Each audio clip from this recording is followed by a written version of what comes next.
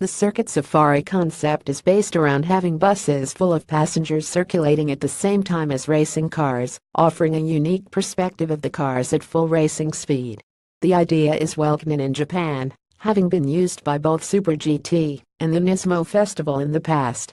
Last weekend it made its debut in Australia, Nissan arranging for 5 heritage cars to hit the track alongside 3 buses. The cars were a pair of GTR SH31s, one of which was driven by Aussie touring car legend Jim Richards, a pair of Group A GTRs, and a genuine Exelmans R88C sports car.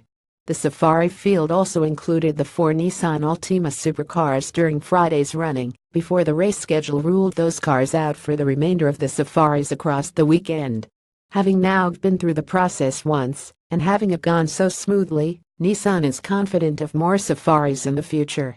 The trick, however, is finding circuits that are suitable for the speed difference between a bus and a racing car.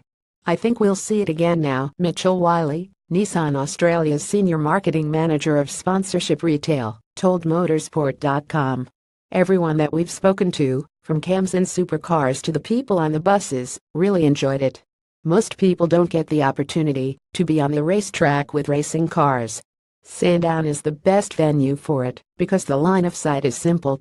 It'd be great to do something like this at a street circuit, like in Adelaide, but the reality of that is that it's too dangerous. You'd have to slow the cars down so much that you wouldn't get the full effect. Having cars so close to the bus at that speed, it's great. The guys at Supercars worked hard with cams, and to their credit they said yes, and let us go ahead. In the first session, the Kelly boys were having a go in their cars, and we thought there might be some commentary around that, but they were really comfortable with how it's ran. Now that we've proven we can do it and we can do it safely, the appetite is there to do it again. Wiley added that he'd also look to add more cars to the roster at future events to help boost the spectacle. We're really happy and impressed with how it worked, and I know Supercars is happy, but there's definitely learning that's come out of it, said Wiley. Having the Altimas on track and making it work with the scheduling I think is important. That first session, with all 4 Altimas, had something different. We'd like to get hold of some more heritage cars as well. It was just how the timing fell. We wanted to get one of the Bluebirds, but just because of where they were in their maintenance schedule we couldn't. But if we do this again, I'd like to think we could have another 6 or 7 heritage cars on track. I think the right number for somewhere like Sandown is between 10 and 14 cars, so people can listen to the commentator about what the car is, but there's not too much dead time. New challenge for drivers. The Circuit Safari wasn't just a new experience for the passengers, with the drivers having to adjust to idea of dicing with the buses.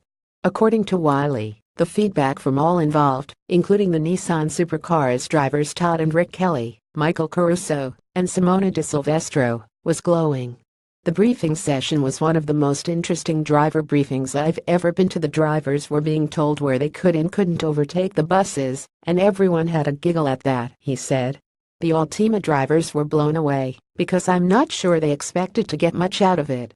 Then they got out of the cars and the Kellys, Caruso, Simona, they were all blown away by how much fun it was trying to get close to the buses. And the guys that were driving the heritage cars, Jim Richards was getting amongst it in the HR31.